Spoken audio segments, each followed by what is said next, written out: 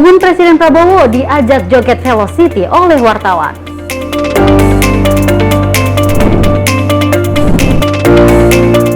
Kawasan Puncak Bogor dipadati pengunjung.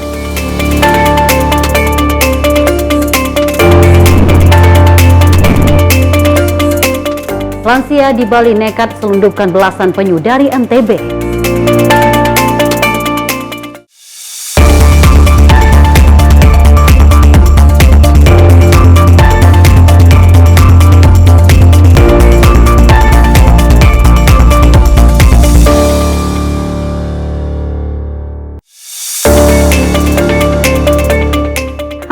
Selamat malam pemirsa Simpo TV. Senang sekali di hari kedua perayaan Lebaran hari ini kami menyapa Anda dengan sejumlah informasi lainnya. Tentunya kami juga selain 4 informasi tadi akan menghadirkan sejumlah informasi tentang kegiatan dan juga kebijakan dari Menteri Kabinet Merah Putih dan juga sejumlah kepala daerah. Selain itu juga kami telah menyiapkan informasi seputar peristiwa dan juga beberapa tentang informasi seputar Lebaran ya, karena saat ini masih dalam suasana Lebaran, dan juga tentunya informasi seputar olahraga bersama saya Louis Ayu dan saya Dewi Manik. Simak informasi menyapa malam untuk Anda.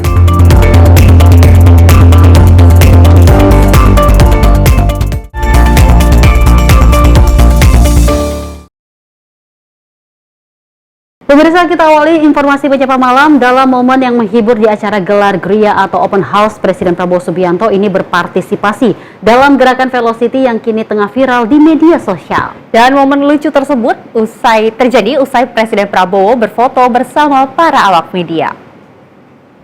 Gerakan Velocity akhir-akhir ini menjadi tren bagi kalangan anak muda di media sosial. Gerakan tersebut banyak diikuti oleh berbagai kalangan, seperti anak-anak hingga usia dewasa. Hal ini pun tak terkecuali orang nomor 1 di Indonesia, yakni Presiden Prabowo Subianto, yang diminta oleh awak media untuk dapat mengikuti gerakan Velocity.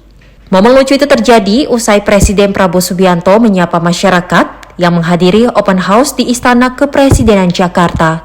Setelah itu, Presiden Prabowo menghampiri para awak media yang sudah menunggu untuk melakukan bersuah foto bersama. Dari Jakarta, Fahrizal Ahmad Amin, Simpo TV melaporkan. Pemirsa, Joni Manurung warga Medan menempuh 188 hari berjalan kaki dari Medan ke Jakarta untuk bertemu Presiden Prabowo pada momen Idul Fitri. Ia juga menyampaikan kekaguman pada semangat patriotisme Presiden Prabowo. Joni Manurung warga Medan, Sumatera Utara menghabiskan 188 hari berjalan kaki untuk bertemu dan bersalaman langsung dengan Presiden Prabowo Subianto pada Hari Raya Idul Fitri 1446 Hijriah di Istana Negara Jakarta pada Senin 31 Maret 2025. Di Istana Negara, Joni menyatakan kebanggaan dan kesan manis setelah menempuh perjalanan jauh dari Medan ke Jakarta dengan berjalan kaki.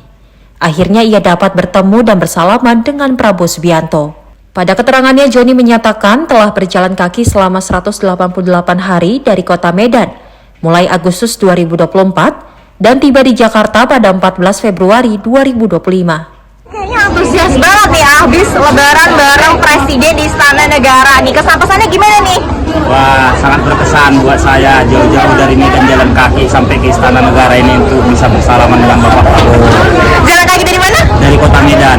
Periksa aja TikTok saya. Kapan jalan kakinya, Pak?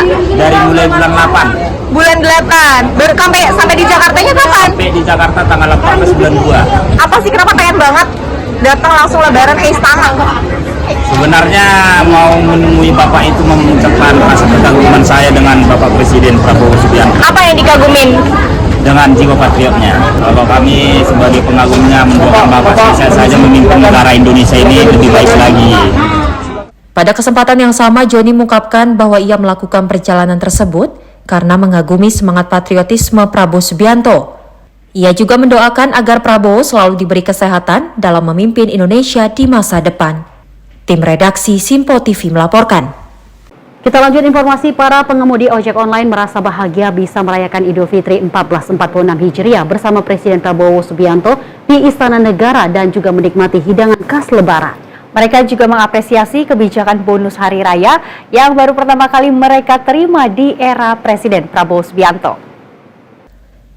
Para pengemudi ojek online menyampaikan kebahagiaan mereka karena untuk pertama kalinya dapat merayakan Hari Raya Idul Fitri 1446 Hijriah secara langsung bersama Presiden Prabowo Subianto di Istana Negara Jakarta pada Senin 31 Maret 2025.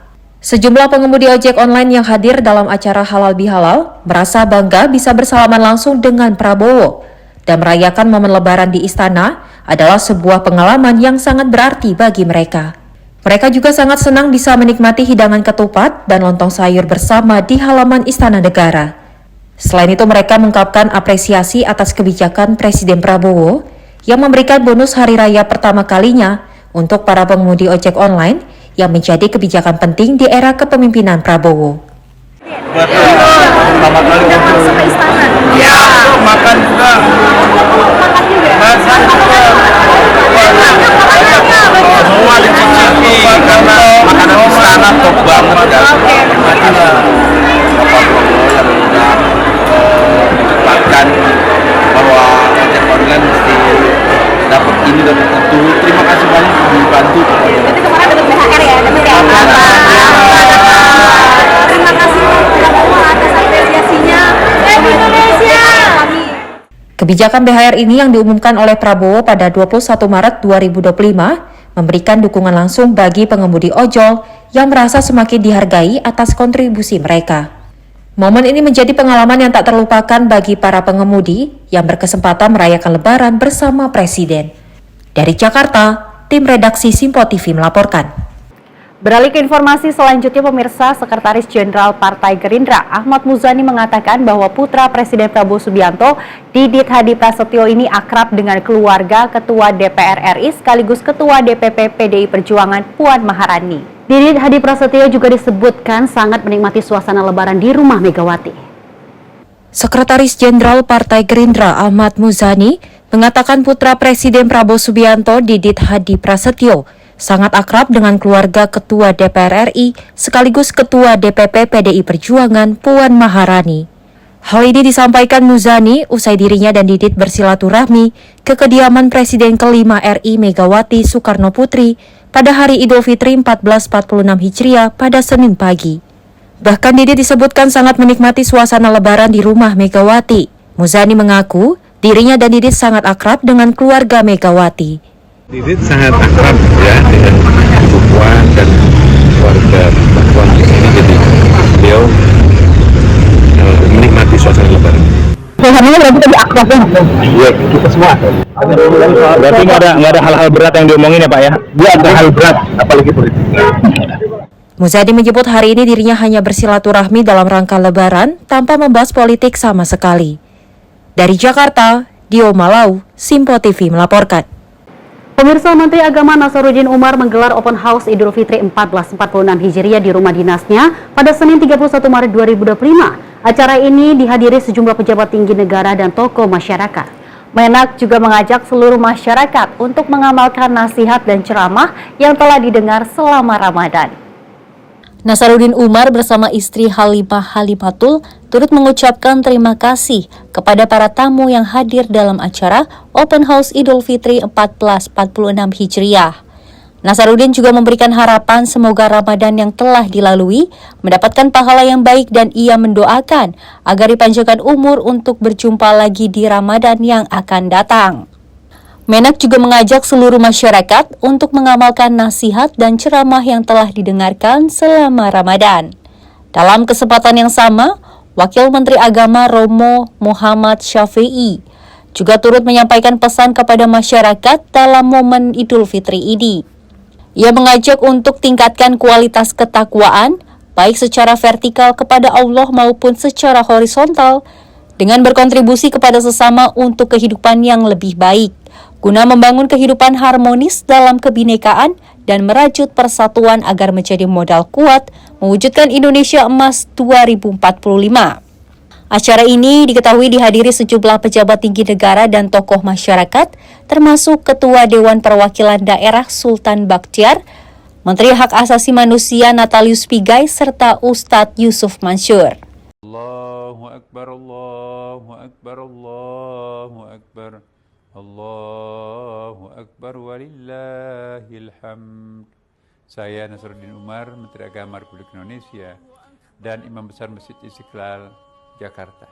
mengucapkan selamat Hari Raya Idul Fitri 1 Syawal 1446 Hijriah 2025 Masehi kepada seluruh umat Islam di tanah air. Semoga amal ibadah kita selama Ramadan diterima Allah Subhanahu wa taala. Semoga kita termasuk orang-orang yang beruntung karena selepas Ramadan mendapatkan ampunan dari Allah Subhanahu wa taala. Ramadan telah mengajarkan kita tentang pentingnya mengendalikan hawa nafsu. Ramadan mengajarkan kita tentang kejujuran, kesadaran bahwa Allah Maha tahu akan setiap laku hidup manusia. Ini diharapkan menjauhkan kita dari segala bentuk tindak kebohongan dan korupsi di dalam mengarungi 11 bulan mendatang. Spirit ini perlu terus dirawat di dalam menatap kehidupan mendatang. Hari ini kita sambut Idul Fitri dengan gema takbir bahwa hanya Allah lah yang maha besar. Sehebat apapun manusia, kita adalah hamba Allah yang tidak sepantasnya bersikap sombong. Mari kita rendahkan hati di hari fitri ini, saling memaafkan dan memperkuat tali persaudaraan. Jadikan momen ini sebagai panggilan untuk membantu mereka yang kurang beruntung dan menebarkan kasih sayang. Mari bersinergi membangun negeri ini menjadi lebih baik tanpa meninggalkan siapapun di belakang. Sambut Idul Fitri. Sudah segala bentuk perselisihan dan caci maki ganti dengan sikap saling mendoakan untuk kebaikan semua dan kemajuan Indonesia. Ja'alnallah wa iyyakum minal aidin wal faidin, taqabbal minna wa minkum ya karim. Semoga amal baik kita semua diterima oleh Allah Subhanahu wa taala. Amin ya rabbal alamin. Selamat Hari Raya Idul Fitri 1 Syawal 1446 Hijriah 2025. Mohon maaf lahir dan batin. Assalamualaikum warahmatullahi wabarakatuh. Ia juga berharap Idul Fitri tahun ini menjadi momentum bagi masyarakat untuk terus berkembang dan memperbaiki diri. Tim redaksi Sinpo TV melaporkan. Sementara itu pemirsa, usai melaksanakan sholat Id Idul Fitri, Gubernur Banten Andra Soni ini mengunjungi RSUD Banten untuk mengecek pelayanan kesehatan di momen Lebaran. Andra turut menyampaikan apresiasinya kepada para petugas yang memberikan pelayanan terbaik kepada masyarakat. Gubernur Banten Andra Soni melakukan inspeksi mendadak ke RSUD Banten Kota Serang saat Idul Fitri atau Lebaran. Andra ingin memastikan layanan tetap berjalan meskipun sedang libur Lebaran. Tidak hanya itu, Andra juga berbincang dengan pasien dan tenaga kesehatan yang bertugas di RSUD Banten. Ia menyampaikan berterima kasih kepada tenaga kesehatan yang tetap memberikan pelayanan terbaik selama masa Lebaran. Menurutnya, tenaga kesehatan tetap tersenyum saat melayani pasien. Bahkan mereka tidak terganggu oleh suasana Lebaran meskipun banyak masyarakat yang libur dan menghabiskan waktu bersama keluarga di rumah. Andra juga mengucapkan terima kasih kepada tenaga kesehatan yang tetap memberikan pelayanan terbaik di RSUD Banten. Tim redaksi Sinpo TV melaporkan.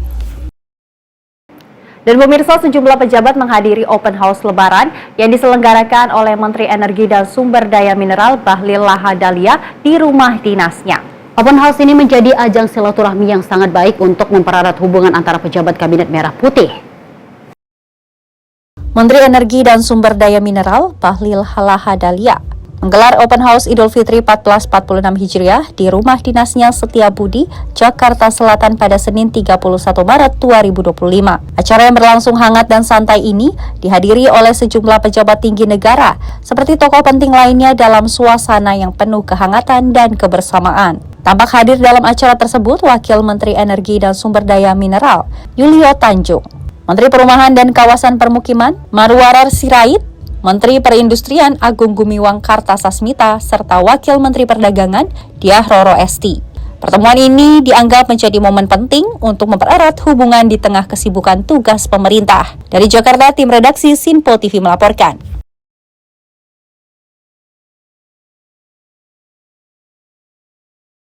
Pemirsa, jangan kemana-mana, usai jeda kami akan menghadirkan sejumlah informasi lainnya, salah satunya Festival Balon Udara di Wonosobo. Tetaplah bersama kami di Menyapa Malam Sinpo TV.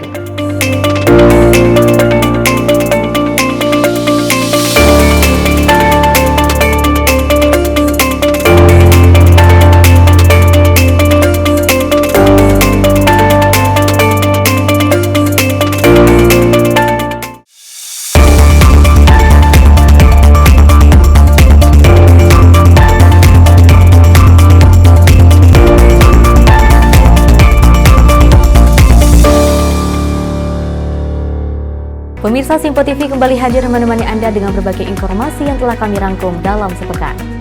Sajian lengkap informasi sepekan kami hadirkan untuk Anda. Badan Legislasi DPR menemui masa unjuk rasa di depan gedung DPR RI Senayan, Jakarta. Menemani akhir pekan Anda bersama keluarga dengan rangkuman berita menyeluruh dalam Simpo Sepekan setiap minggu pukul 6 pagi hanya di Simpo TV. Halo, selamat malam pemirsa. Senang sekali rasanya kami mengisi ruang informasi Anda. Akhiri aktivitas Anda dengan rangkuman perkembangan peristiwa yang terjadi sepanjang hari. Kemudian kita saksikan ada sekitar 3.000 tamu undangan, sementara di Ibu Kota Nusantara ini ada sekitar 2.000 tamu undangan. Rangkaian informasi nasional dan mancanegara dirangkum sebagai penutup hari dalam Menyapa Malam. Setiap Senin hingga Jumat pukul 8 malam, hanya di Simpo TV. Halo, selamat pagi pemirsa Simpo TV. Selamat pagi Andi. Selamat pagi, Fen. Beragam informasi terbaru hadir menemani Anda sebelum memulai hari. Itu memang dari Menteri Perhubungan juga mendukung, Betul. Keuangan juga mendukung, dan kita sebagai masyarakat pun juga Harus mendukung. Mengangkat isu yang tengah menjadi pembicaraan paling hangat. Semarakan pagi Anda bersama Menyapa Pagi. Setiap Senin hingga Jumat pukul 6 pagi hanya di Simpo TV.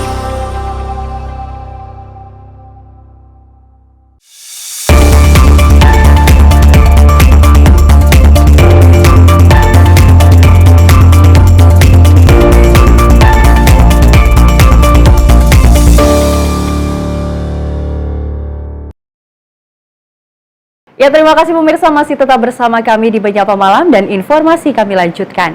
Dalam rangka Hari Raya Idul Fitri 1446 Hijriah, sebagian besar umat muslim merayakan hari besar keagamaan dengan sholat id serta halal bihalal bersama sanak saudara ataupun teman. Namun tidak ketinggalan tradisi ziarah kubur ini menjadi berkah tersendiri yang dirasakan pedagang bunga dan petugas juru parkir. Ziarah kubur merupakan salah satu tradisi umat muslim di Hari Raya Idul Fitri 2025. Mereka mendatangi makam sanak saudaranya yang sudah meninggal dunia dengan membawa bunga ataupun air doa. Seperti di tempat pemakaman umum TPU Desa Cimadala, Kecamatan Sukaraja, Kabupaten Bogor, ribuan umat muslim tampak mulai melakukan tradisi ziarah kubur. Mereka tampak terlihat datang bersama keluarganya untuk mendoakan almarhum dan almarhumah keluarga mereka yang telah meninggal dunia. Sebelum mendoakan secara langsung di atas makam keluarga yang sudah meninggal dunia, biasanya para peziarah melakukan pembersihan makam, yakni seperti mencabut rumput dan daun-daun kering dan menabur bunga. Menurut seorang peziarah, Umar dan Surtiningsi mengatakan dirinya datang ke TPU untuk melakukan tradisi ziarah yang dilakukan rutin setiap tahunnya, khususnya pada saat momen Lebaran Idul Fitri. Ini ngapain, Dek? Lagi ada acara tahunan ziarah.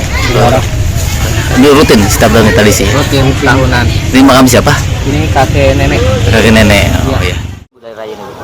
Hari ini ngapain? Hari ini tadi setelah sholat id kita langsung ke makam almarhum orang tua, kemudian kakek, buyut, semua yang ada di sini. Oh iya. Iya. Ini tradisi tahunan nih? Iya, setiap tahun kita setelah sholat id langsung kita ke makam di pemakaman umum yang ada di Desa Cimandala. Iya. Sementara itu berkah pedagang bunga serta juru parkir di Hari Raya Idul Fitri juga dirasakan Ujang Syafei sejak pagi tadi. Omset pendapatan jasa parkirannya meningkat di Idul Fitri tahun lalu yang hanya 50%. Kini di Idul Fitri 2025 meningkat hingga 75%. Sejak siang ini ada sekitar 500 kendaraan yang parkir di TPU Cimandala. Alhamdulillah sekarang meningkat sekitar ada 70% lah dari tahun kemarin. Tahun kemarin kan masih COVID kali ya, agak masih 50%. Sekarang udah 175 lah, 80. Ada berapa kendaraan yang? Kurang lebih 500 masuk kendaraan hari ini. Pas hari Lebaran ini mah. Meski penjualan bunga pada Idul Fitri mengalami peningkatan, para pedagang bunga tetap berharap pada hari biasa pun permintaan bunga tetap tinggi, agar penghasilan pedagang bunga dapat stabil. Dari Kabupaten Bogor, tim kontributor melaporkan.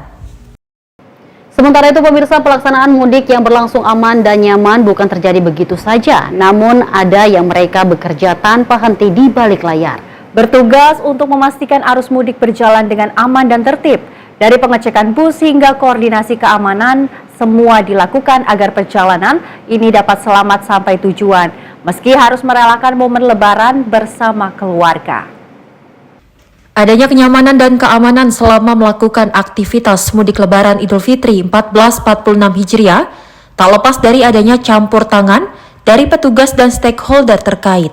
Mereka yang bekerja tanpa henti bertugas untuk memastikan arus mudik berjalan aman dan tertib. Dari pengecekan bus hingga koordinasi keamanan, semua dilakukan agar perjalanan selamat sampai tujuan. Anwar Mansyur, Komandan Regu di Sub Terminal Terpadu Pulau Gebang, telah bekerja selama puluhan tahun, tetap semangat dalam menjalankan tugasnya. Kami sebagai manusia biasa juga merasa rindu ya, namun karena ini dalam pelaksanaan tugas, kami ikhlas melayani masyarakat yang membutuhkan pelayanan dari kami.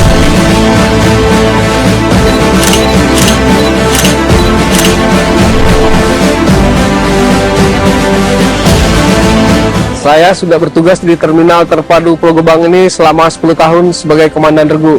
Tugas saya mengawasi kelancaran terminal dan mengkoordinir anggota di lapangan. Kalau untuk hari biasa itu berjalan stabil, namun pada saat hari Idul Fitri ini kendaraan itu yang berjalan cukup melonjak atau secara signifikan, sehingga kami memerlukan tenaga ekstra dalam bertugas di lapangan. Saat bertugas di Hari Raya Idul Fitri ini biasanya jumlah penumpang itu lebih banyak. Nah, itu menjadi tantangan utama untuk mengantisipasi keterbatasan angkutan. Kami juga berkoordinasi dengan pihak perusahaan otobus untuk menyediakan bis armada tambahan yang tentunya dalam hal ini bis-bis tersebut sudah layak jalan. Terkait keamanan, kami juga berkolaborasi dengan pihak TNI Polri guna memastikan untuk penumpang itu aman, nyaman, dan tertib selama berada di terminal.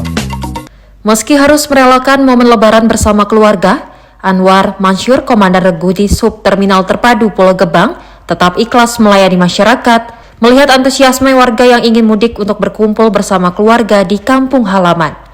Dirinya turut rindu bisa berkumpul bersama keluarga di rumah.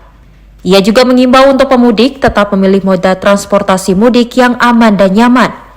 Selain itu juga ia memberikan semangat kepada para petugas lainnya untuk tetap semangat dan menjaga kesehatan agar maksimal memberikan pelayanan untuk masyarakat. Melihat antusias penumpang yang mendatangi Terminal Terpadu Pulau Gebang ini, saya juga merasa terharu sehingga mereka bisa berkumpul bersama keluarga nantinya. Tentunya kami sebagai manusia biasa juga merasa rindu ya bisa berkumpul pada momen berbahagia ini, bisa berkumpul bersama keluarga. Namun karena ini dalam pelaksanaan tugas, kami ikhlas melayani masyarakat yang membutuhkan pelayanan dari kami.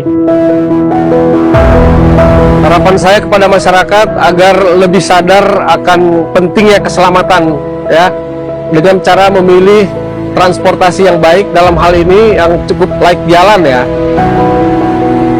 Pada petugas di lapangan agar tetap menjaga kesehatan ya, sehingga kita melaksanakan tugas dengan penuh tanggung jawab, baru kita bisa berkumpul dengan keluarga.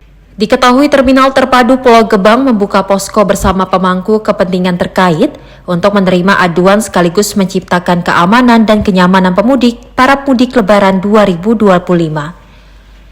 Posko itu berupa kanal aduan bagi masyarakat, khususnya pemudik saat menerima layanan dari petugas di terminal, untuk memastikan perjalanan mudik bisa berjalan lebih nyaman dan aman. Begitupun dengan posko pelayanan kesehatan gabungan, dengan Dinas Kesehatan akan dibuka saat masa angkutan Lebaran 2025. Dari Jakarta, tim redaksi Simpo TV melaporkan. Dan pemirsa, beralih ke informasi lainnya, sebuah momen unik yakni Festival Balon Udara di Wonosobo selama Lebaran menawarkan pengalaman unik dan meriah untuk pengunjung. Warna-warni menghias angkasa saat Festival Balon Udara di Wonosobo, diharapkan juga acara ini dapat mendorong peningkatan pariwisata di daerah tersebut. Sebuah momen unik terjadi di Wonosobo, Jawa Tengah dengan digelarnya Festival Balon Udara selama libur Lebaran dari 1 hingga 6 April 2025. Acara ini berlangsung selama sepekan dengan balon udara diterbangkan di sejumlah desa secara bergantian. Salah satunya di lapangan Ronggolawe, Desa Kembaran, Kecamatan Kalikajar, Kabupaten Wonosobo. Festival ini menjadi daya tarik bagi wisatawan dan masyarakat setempat yang ingin menyaksikan keindahan balon udara yang menghiasi langit Wonosobo. Terdapat puluhan balon udara yang diterbangkan dengan yang terbesar memiliki diameter mencapai 26 meter. Beberapa balon memiliki desain abstrak hingga motif batik yang unik. Seluruh peserta festival diwajibkan untuk memperkuat tali penambat balon udara agar tidak terbang tanpa kendali. Hal ini dilakukan untuk menghindari resiko yang dapat membahayakan keselamatan penerbangan, mengingat potensi bahaya jika balon udara lepas kendali. Festival balon udara bertajuk Kembaran Balon Kultur Festival 2025 yang digelar di antara lereng Gunung Sindoro dan Gunung Sumbing, dihadiri ribuan pengunjung. Dengan persiapan yang matang, festival ini diharapkan dapat berlangsung dengan lancar dan aman, memberikan pengalaman unik bagi pengunjung, serta meningkatkan pariwisata di Wonosobo selama masa libur Lebaran. Tim redaksi Simpo TV melaporkan. Tak kalah menariknya pemirsa, Bobi Kertanegara, kucing Presiden Prabowo Subianto ini tampil menggemaskan mengenakan baju koko putih untuk merayakan Idul Fitri. Penampilan lucunya ini dapat banyak perhatian dan pujian dari warganet di media sosial. Beginilah penampilan Bobi Kertanegara, kucing Presiden Prabowo saat ikut merayakan Hari Raya Idul Fitri 1446 Hijriah. Bobi terlihat gagah mengenakan outfit lebaran berupa baju koko berwarna putih yang membuatnya semakin menggemaskan. Penampilan Bobi itu diunggah di akun Instagramnya pada Senin 31 Maret 2025. Bobi berpose di antara piring berisi ketupat, lilin, dan bunga, menciptakan suasana lebaran yang ceria. Momen tersebut pun diabadikan dalam foto dan video yang kemudian dibagikan di media sosial. Pengunggah foto dan video Bobi tidak hanya menampilkan penampilan lucu kucing presiden, tetapi juga menuliskan ucapan selamat Hari Raya Idul Fitri. Banyak warganet yang mengomentari dan memuji penampilan Bobi, terutama karena kemampuannya untuk tetap tenang dan menahan pose dengan sangat lucu. Tim redaksi Simpo TV melaporkan. Dan pemirsa, memasuki hari kedua Lebaran, arus wisata menuju kawasan Puncak Bogor dipadati ribuan pengunjung dari Jabodetabek. Untuk mengurai kepadatan tersebut, pihaknya juga memberlakukan sistem one way dari Jakarta menuju Puncak. Kendaraan yang melintas masuk ke berbagai tempat wisata di Puncak. Arus wisata yang menuju ke kawasan Puncak Bogor dipenuhi ribuan pengunjung dari Jabodetabek saat memasuki hari kedua Lebaran. Hari kedua Lebaran, arus lalu lintas di kawasan Puncak Bogor padat sejak pukul 6 pagi hingga saat ini pukul 7 pagi yang tercatat ada 9.000 kendaraan melintas. Kepadatan sudah mulai terlihat dari antrean kendaraan sepanjang 1, hingga 2 km di kawasan Puncak Bogor. Lebih jaraknya ada 1 km. Memang kami sudah berlakukan pola rekayasa. Yang pertama adalah kontraflow dari exit tol Ciawi sampai dengan kilometer 46400 bagi kendaraan yang akan menuju Ciawi maupun Sukabumi. Kemudian kami laksanakan ganjil genap mulai pukul 06.00 tadi pagi, sehingga pada pukul 7:20 waktu Indonesia bagian Barat tadi pagi berdasarkan analisa, berdasarkan data kendaraan yang sudah masuk ke jalur puncak sampai dengan pukul 7.00 sudah mencapai kurang lebih 9.000 kendaraan. Kemudian berdasarkan pengamatan secara visual, memang antrian kendaraan sudah bertambah kurang lebih 1,5 maupun 2 km menjelang Simpang Gadok, sehingga kami berlakukan rekayasa one way dari Jakarta menuju Puncak. Saat ini sudah terbuka untuk one way ke arah atas, sehingga kami akan tunggu bagaimana peningkatan arus 1-2 jam ke depan. Baik, untuk titik kemacetan sendiri atau trouble spot yang ada di jalur puncak, memang semenjak tadi pagi itu ada di beberapa titik. Yang pertama adalah Simpang Pasir Muncang, yang kedua adalah Simpang Megamendung, ketiga adalah Simpang Pasar Cisarua, kemudian di Simpang Taman Safari, serta yang kelima terakhir adalah si rest area Gunung Mas. Jadi kami dari Satlantas Polres Bogor menghimbau apabila masyarakat yang ingin berkunjung ke kawasan wisata puncak, yang pertama adalah mohon perhatikan waktu keberangkatan yang disesuaikan dengan plat nomor kendaraan, karena kami akan menerapkan sistem ganjil genap sampai dengan tanggal 8 April nanti atau sampai dengan berakhirnya masa operasi ketupat. Namun saat ini polisi tengah memberlakukan one way dari arah Jakarta menuju Puncak untuk mengurai kepadatan. Skema ini diberlakukan secara situasional melihat kondisi lapangan. Di redaksi Sinpo TV melaporkan. Kita lanjut informasi, warga Dusun Cangkring, Desa Pagetigan, ini Kecamatan Rogo Jampi, Banyuwangi kembali menggelar tradisi unik dalam rangkaian halal bihalal Lebaran, yakni Sembur Utik. Acara yang digelar setiap hari kedua Lebaran Idul Fitri atau 2 Syawal ini selalu dinanti-nantikan terutama oleh anak-anak dan remaja yang antusias mengikuti proses perebutan uang yang dilempar ke udara. Pada Selasa 1 April 2025, halaman perkampungan di Dusun Cangkring dipenuhi suara tawa dan sorak-sorai. Begitu uang dilempar ke udara, puluhan anak-anak hingga orang dewasa langsung berebut menangkapnya dengan penuh semangat. Tradisi ini sudah berlangsung turun-temurun sejak zaman para leluhur dan menjadi simbol kebersamaan serta kemeriahan usai perayaan Idul Fitri 1446 Hijriah. Kegiatan ini menjadi bagian dari momen halal bihalal yang mempererat tali silaturahmi antar warga. Mulai dari anak-anak, remaja hingga orang dewasa, semua larut dalam suasana penuh kebahagiaan. Tidak hanya sekedar berburu uang yang berterbangan.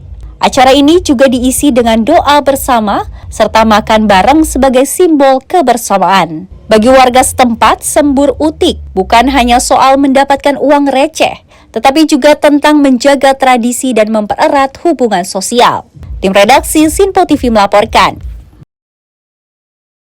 Dan pemirsa, sejumlah informasi mengenai peristiwa, salah satunya adalah penjual balon yang nyaris dibacok remaja bersenjata tajam. Selengkapnya akan kami sampaikan usai jeda, tetap di Menyapa Malam.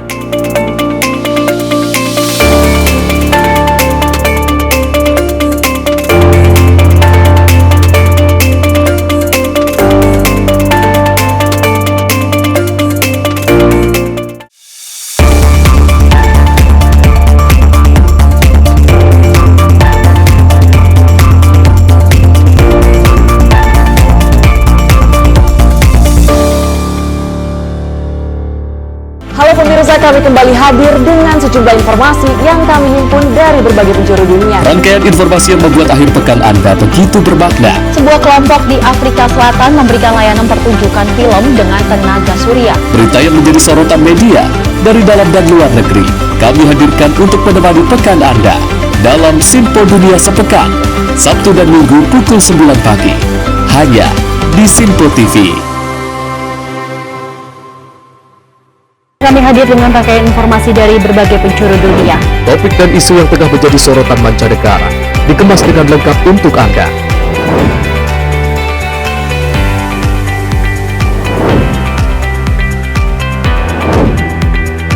Peristiwa penting yang terjadi dari berbagai belahan dunia ini hadir dalam Sinpo Dunia setiap Senin hingga Jumat pukul 7:30 malam hanya di Sinpo TV.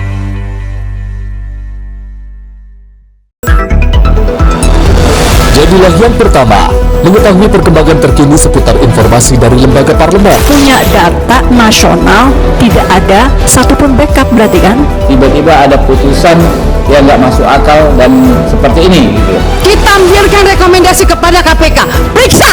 Kami hadirkan informasi paling akurat untuk mengawal setiap informasi dalam rapat komisi dan paripurna. Tentunya bersama saya Andi Rezaldi yang telah kami rangkum dalam program Sinpo Parlemen.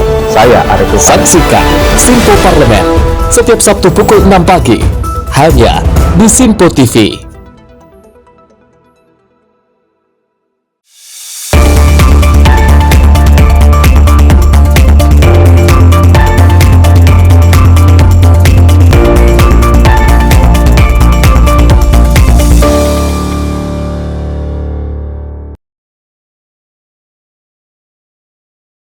Terima kasih pemirsa, Anda kembali menyaksikan informasi Menyapa Malam dan kita lanjutkan informasi berikut ini. Direskrim Krimsus Polda Bali ini mengamankan seorang lansia berinisial WW karena terlibat kasus perdagangan penyu secara ilegal di Banjar Pikah, Desa Pikah, Abian Semal, Badung, Bali.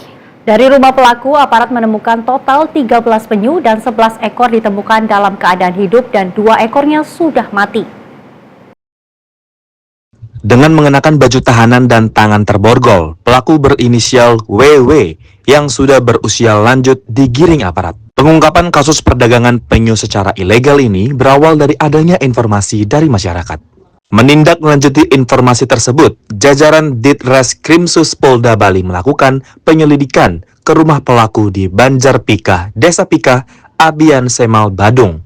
Selain mengamankan pelaku, Ditreskrimsus Polda Bali juga menemukan 11 ekor penyu dalam keadaan hidup dan 2 ekor sudah mati. Pelaku berinisial WW mengaku membeli belasan penyu di Lombok Timur, Nusa Tenggara Barat. Satwa tersebut kemudian diselundupkan ke Bali melalui pelabuhan Padang Bay, Karangasem dengan cara dititipkan di bak truk yang menuju ke Bali. Penyu-penyu tersebut kemudian diturunkan di kawasan Denpasar Timur untuk selanjutnya diangkut menggunakan truk menuju rumah tersangka.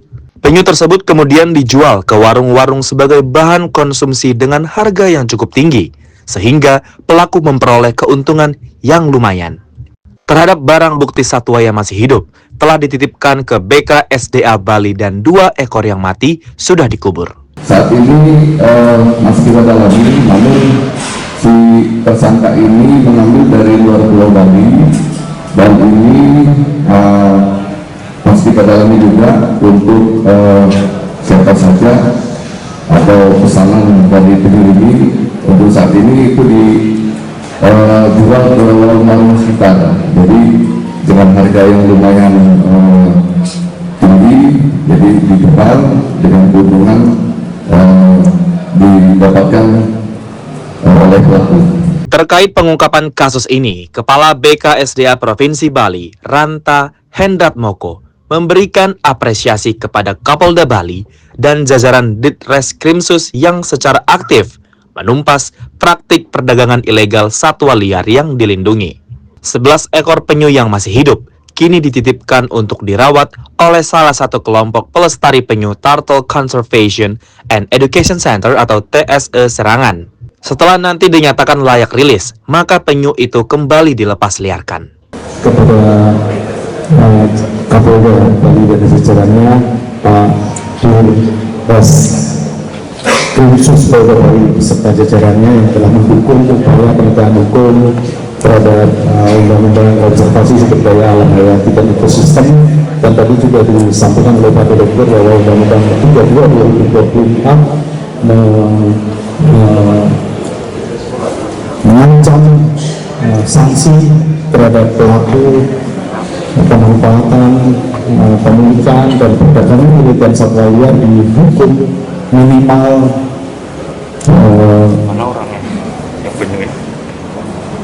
3 tahun penjara dan maksimal 15 tahun penjara. Ini adalah hukuman yang sangat maksimal sekali setelah terjadi perubahan Undang-Undang 5 tahun 1990 tentang KSDAHI.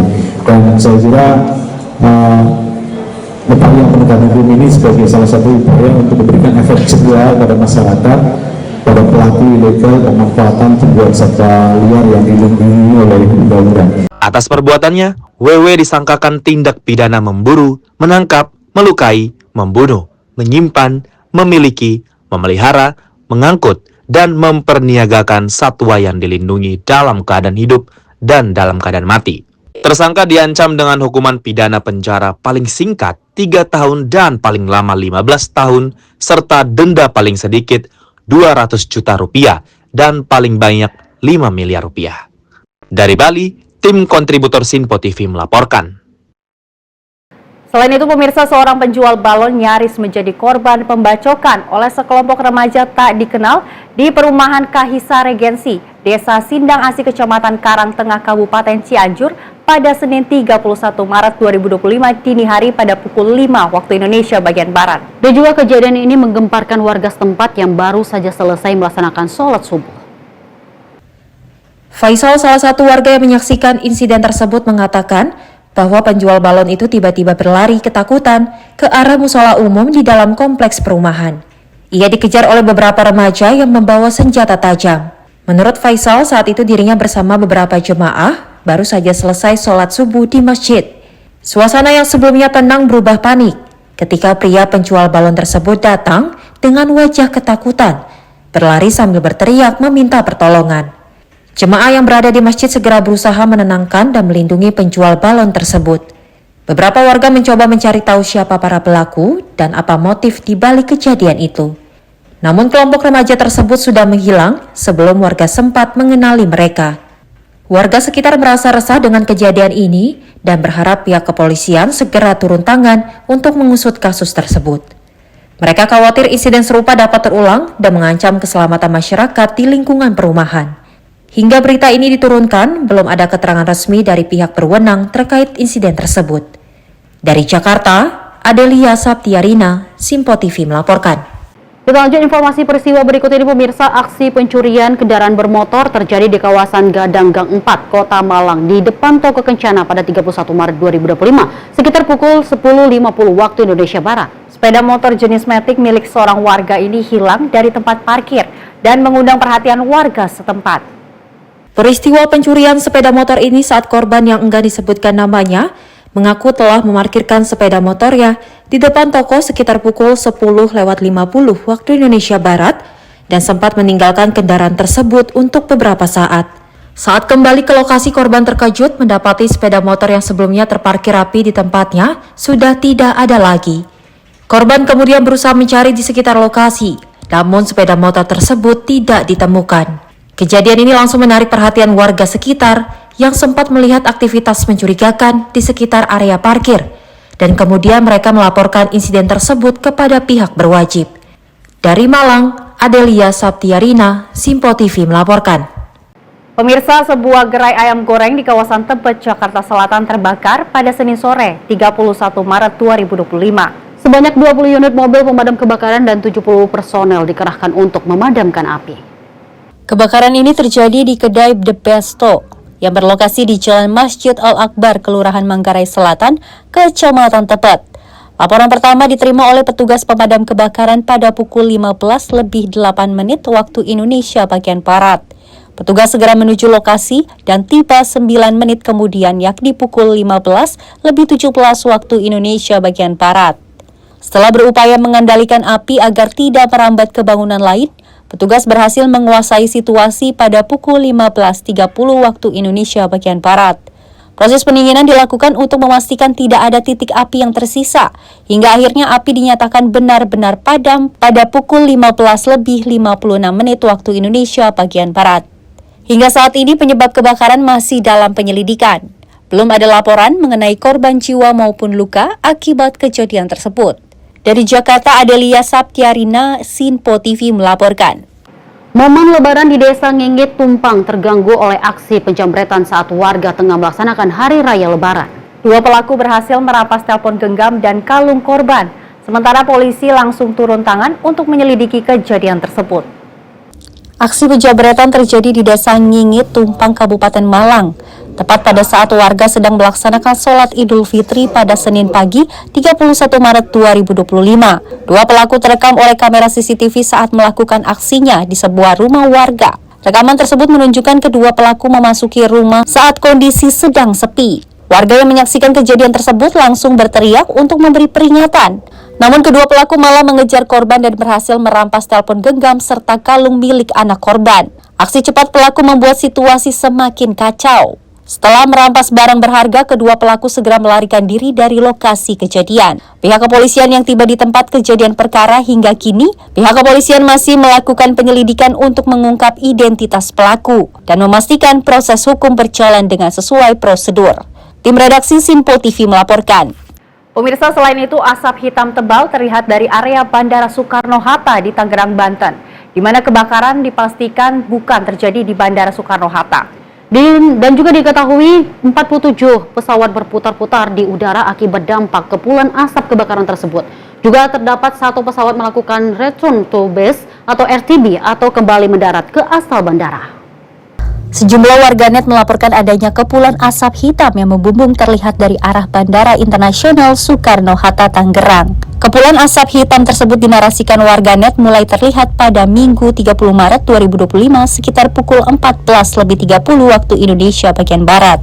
Dikutip dari akun media sosial Net2Net News menjelaskan, Perum Lembaga Penyelenggara Pelayanan Navigasi Penerbangan Nasional atau Airnav Indonesia mengungkapkan sebanyak 47 pesawat mengalami holding atau berputar-putar di udara akibat kepulan asap tebal dari kebakaran pabrik plastik di sekitar kawasan Bandara Internasional Soekarno-Hatta, Tangerang, Banten itu.